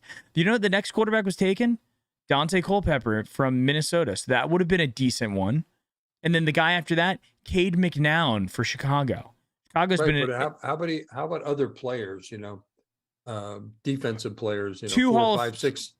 2 Hall of Famers came out of that pit that had out of that first round. Edgerrin James went 4th to Indianapolis, and a lot of the reason why Edgerrin James is so darn good is because he had Peyton Manning. And then the next guy who was a Hall of Famer was Champ Bailey, who went number 7 to Washington. There's no way we were taking a running back or taking a cornerback with the first overall pick with our team coming back when we don't have a quarterback. There's 0 chance of that happening. Right. So it was Couch, McNabb, Culpepper, and McNabb and Culpepper. I mean, McNabb out of Syracuse had a good career, but not, you know, earth shattering. Tim Couch had the career in college, came out of Kentucky, but that was even crazier that he was as good as he was coming out of Kentucky. So there are no guarantees Colt McCoy is like the winningest quarterback, in college football history. You've got guys like Deshaun Kaiser, who had a great college career. You had Brandon Whedon, who is like ready to rock and roll. There's no guarantee. So while I'm with you that it does take away a little bit of the excitement, from the draft. Yeah, for me. It does. It does kind of take the excitement away. But what's more exciting? 17 games of a regular season and a chance at a postseason for the next 5 years with a guy, or not? New subscriber Robert Cornell, welcome Robert. Or do you want to have a not guarantee, because there's not a guarantee on the field either. There's injury. There's a whole bunch of stuff that can happen, but a guy that clearly is a talent level upgrade from what we had in the past. And I think that's what they had to measure and say, well, what are we going to do to get this? And they got it. Yeah, they did a nice story. I just caught that sort of the last half on 30-30 on ESPN about Ryan Leaf. And oh yeah, I saw that. What a obviously what a bust he was as far as his NFL career, but it was dealing with a lot of stuff off the field in terms of drugs and addiction and not having his head in the game. But he somehow hit rock bottom after he left the NFL and got into a lot of trouble, and went to prison. I think he was in prison for 4 years, got out and turned his life around, and is a big motivational speaker, that, he's just saying, he finally got his life together, got off of the drugs with all the help and support of all the people that didn't give up on him. But you talk about a great college career that never materialized in the NFL. Tim Tebow, sort of just the opposite, had a great college career and then had glimpses of winning, but his style of running a lot like he did in college and being as heavy and as big and tough as the linebackers against the NFL, it's a different story. And his inaccuracy as far as being a passer, but as far as being a human being and being an inspiration and someone who does good throughout the world in terms of I think he's got a foundation. He's just a super individual that, okay, it didn't work out.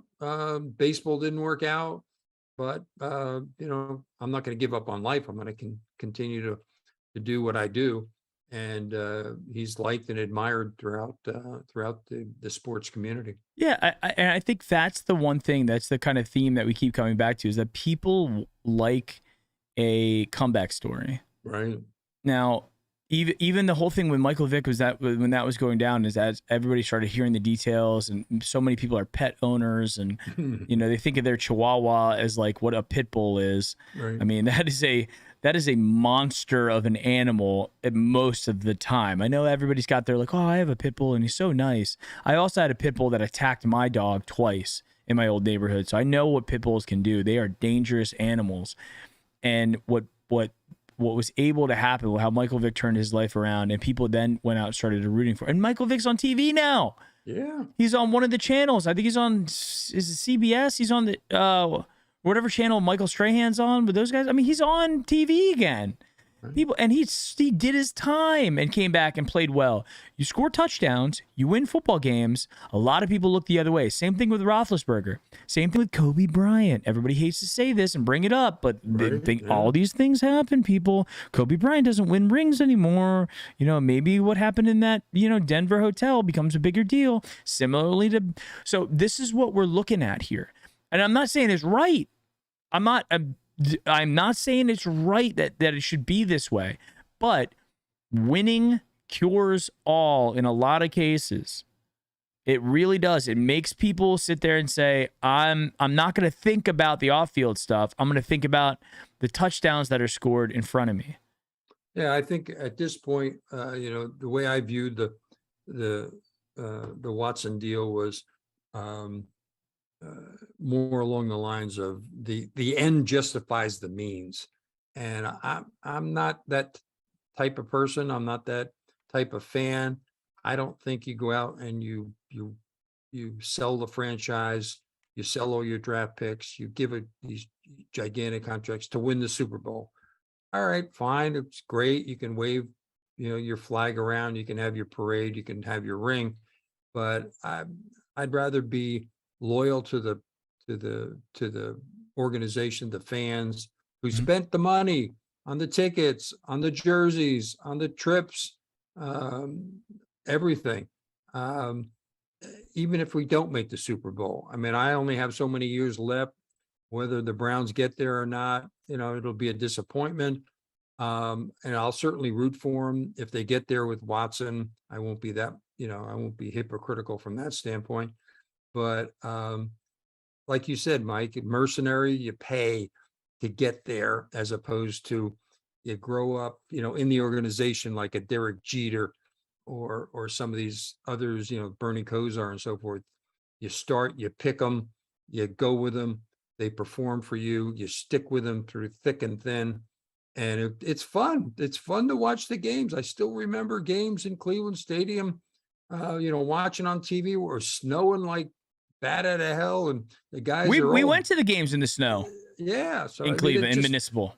Yeah, those are memories that regardless of whether you win the Super Bowl, obviously you're disappointed if you lose and you don't get there.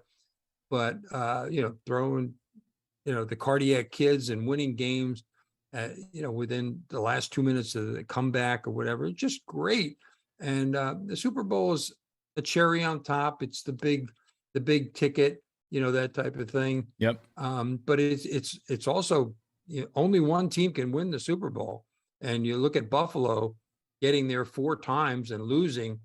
How depressing could that be? Or Atlanta that had it in their back pocket and all they had to do run the ball, run the ball, sit on it, and they win the game.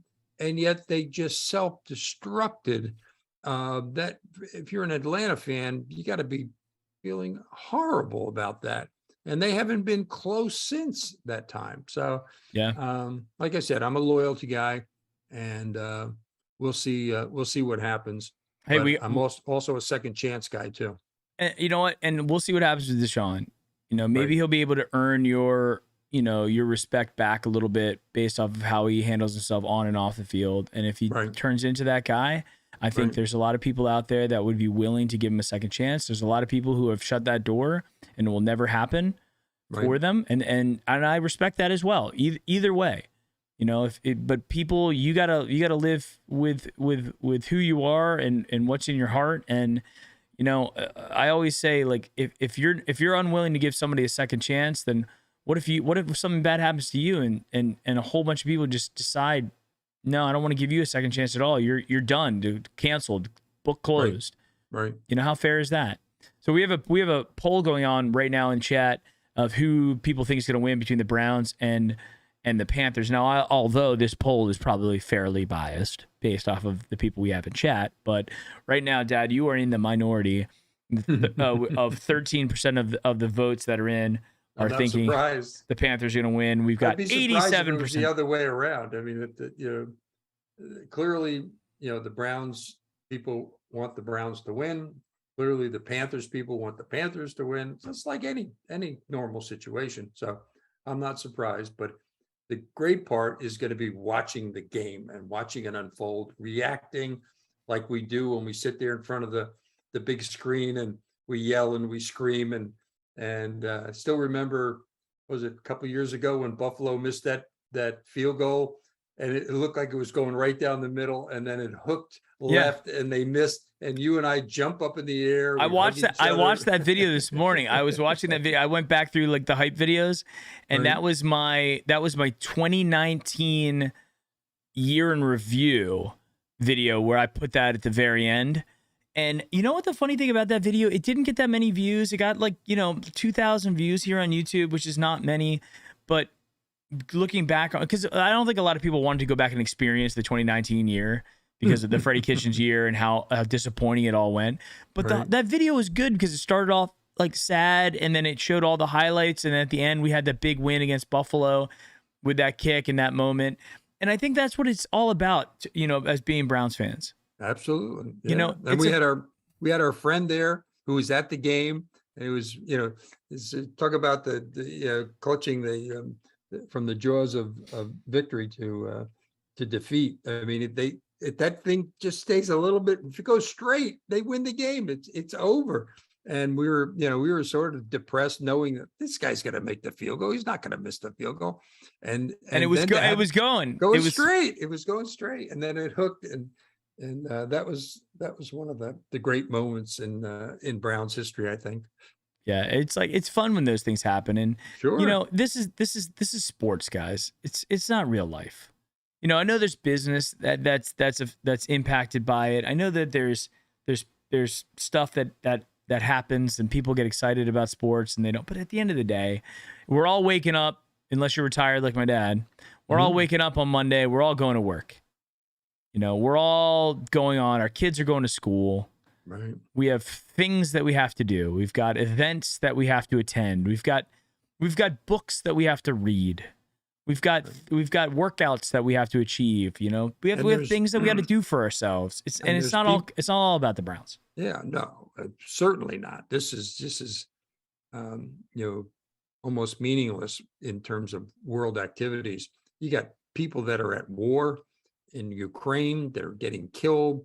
Children. Today is literally 9/11. If you think about that. Yeah. Today is literally watching some of the replay of 9/11 when it happened, and it brought back so many bad memories. And just watching it on TV and remembering where I was and how I found out. And your mom called me at the office and she said, "I think a plane just flew into the tower." And I said, "Really? No big deal." And then, I don't know, less than a half an hour later, she says a second plane went into the second tower.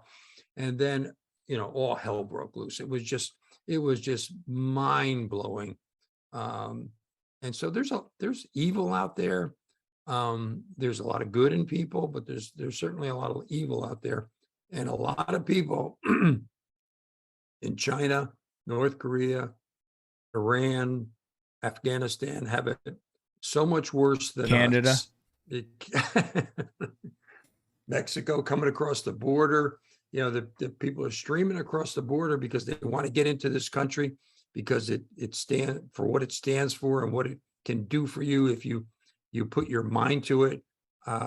It's just the greatest country in the world. I've lived in other countries.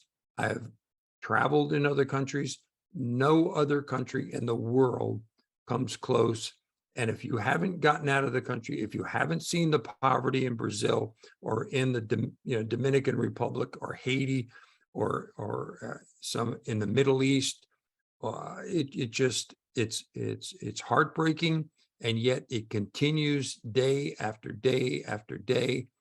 And you really have to sit down and count your blessings being in this country. 100%. And I think this is the luxury of living in this country and the luxury of what's happened to the ability for us to sit back and talk about sports and let this be a distraction from the things that happen all over the world at any given moment. And, these, again, I want to say big thanks to everybody who happens to be here. If you're here and you're in chat right now, thank you very much. Thanks for everybody who did the super chats today. Thanks for everybody who's currently in chat, hanging out with us. Hit the like button. Please consider subscribing. We're 5 subscribers away from 4,900.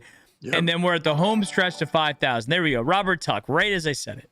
So please, we're 4 subscribers away from 4,900, and we're ready to go. New follower, Army of 1, 417 is in the house. The new follower as well. And so that, I believe, means it's a new channel member. I gotta look back and see exactly how that works.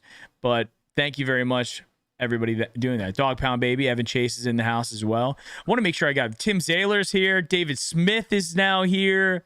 We got a bunch of all the old Brownie post-game family people are in the house. And I've been watching chat, been trying to chat with you guys all day today. Xander's in the house as well.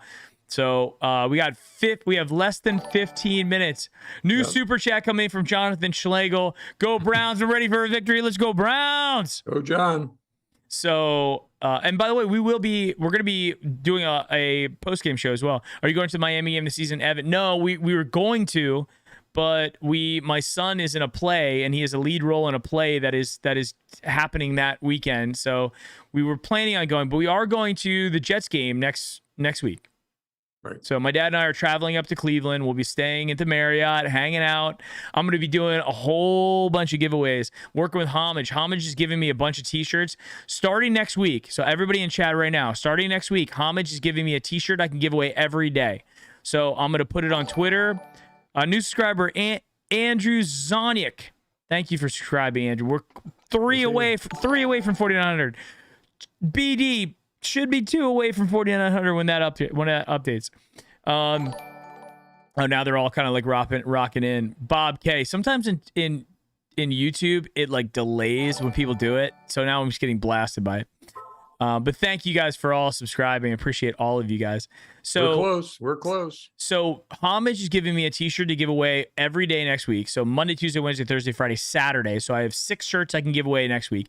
Plus, when I'm in Cleveland, we're going to be giving away t-shirts, Homage t-shirts. I have 6 more to give away in Cleveland at the tailgate. So I'm going to be going to Top Dog Tailgate, and we'll be doing that as well. 2 more. Latoya is helping us out there too. We're very, very close. So we got more t-shirts we're going to be giving away. And God, as soon as we hit 5,000 subs, I'm going to be doing a big giveaway here on YouTube as well. So I will say this, you'll have, I can't say that it's only going to be the subscribers on YouTube that get the t-shirts next week, but you will have as much of a chance, wink, wink, as the people on Twitter, if you happen to be a subscriber and you see the posts that I'm going to be putting out on YouTube. So if you subscribe, hit the alert button as well so you get the posts. I want to give everybody t-shirts from Homage. They have the official NFL license this year, so we're rocking and rolling. You got actual Brown stuff, not just Cleveland. Right. Donnie Browning, who wants to be number 4,900? Who wants to be that subscriber? And then you can wait 5 minutes and then you can chat. And the reason why we do that 5-minute thing is so we don't have the spam bots that come in here and talk about the NFL, the streams. Guys, we're 13 minutes away from Browns. 13 minutes away, Dad. You've been on this planet for a long time. Is this the most talented Browns team that you've seen? Yeah, I think in recent memory. Yeah, if you go back to the Cardiac Kids and Clay Matthews and Minifield and Dixon and those guys, Mack and Biner, and Kozar, they had a lot of, and he had great coaching with Schottenheimer. But in recent years, I'd say in the last 15 years, clearly we have the talent to make it. And Jacoby, it's going to be on his shoulders to get us enough wins so that we can make the playoffs, regardless of what happens with Watson. I'm ending the poll. So 81%. So it went up to 18% there. So 18% said Panthers going to win. It's not a consensus, but that's pretty darn close. Pretty darn close. We are going to be doing a post-game show as well, guys. Yeah. So join us. Come back. We will be back for the post-game show. Celebrate or cry in our beer. One of the You guys know me. When we have big victories, when good things happen, the wallet comes out and the giveaways happen. So make sure that if you're subscribed to the channel, you hit the alert button as well so we can do some of these giveaways if the Browns win this week. And then also, for anybody out there on Twitter, make sure that you send a message to Ristano. And we got to get everybody who's in chat, by the way, who's a supporter.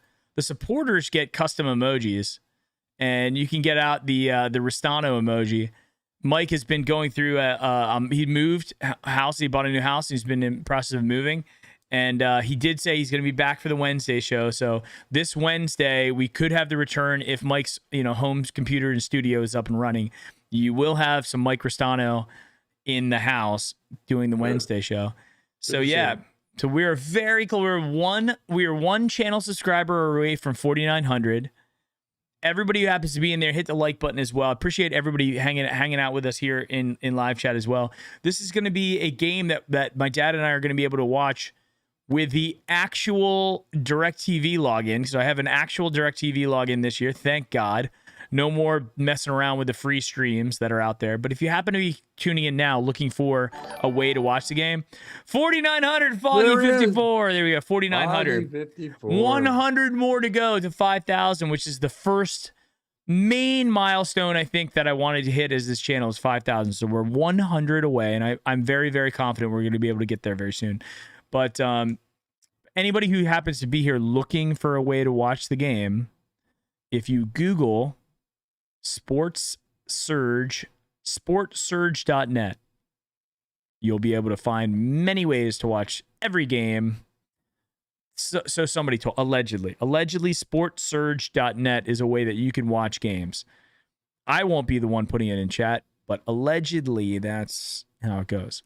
So all right, Brownies, go Brownies. Let's go get ready, Mike. Okay, guys, we're rocking and rolling. Dad, if you want to go, I'm gonna just take us in here for the last 5 minutes. Okay, all right, go. And we'll be all set. So basically, guys, thank you very much for hanging out with us. We got us to 4,900. That's freaking amazing.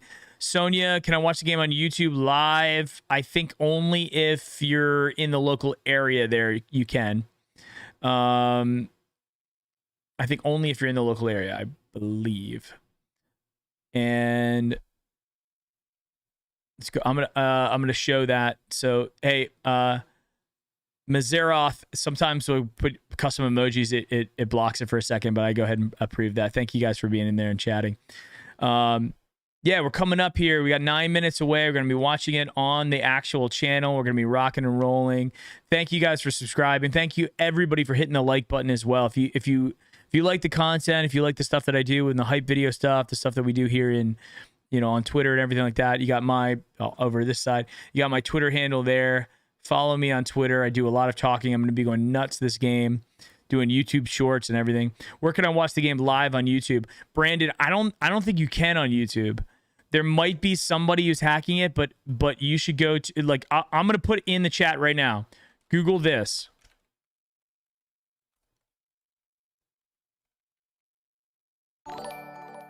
Google that word and you'll find a way. Sportune Gaming, welcome.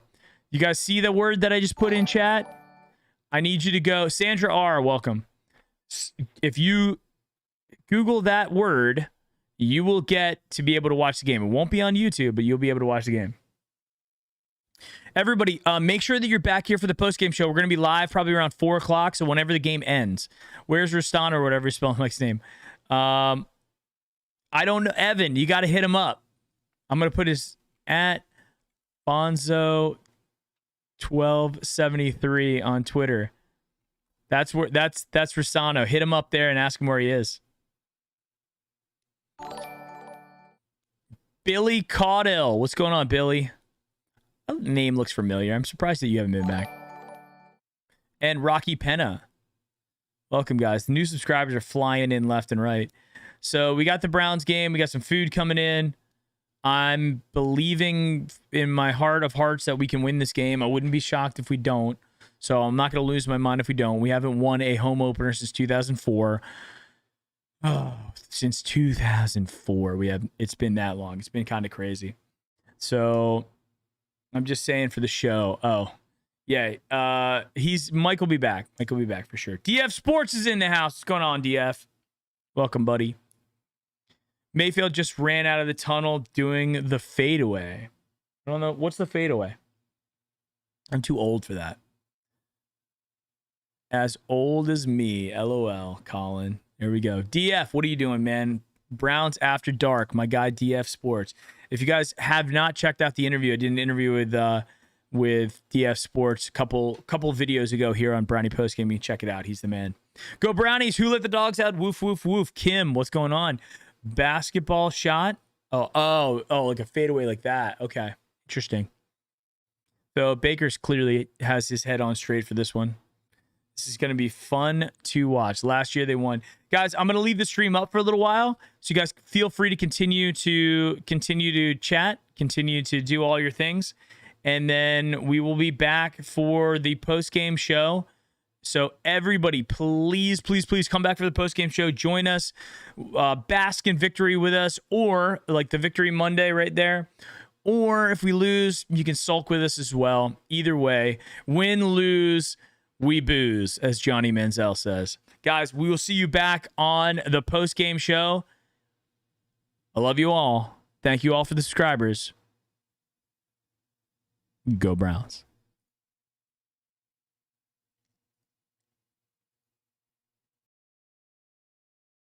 Hit that sub button. Hit that sub button. Hit that sub button. Go.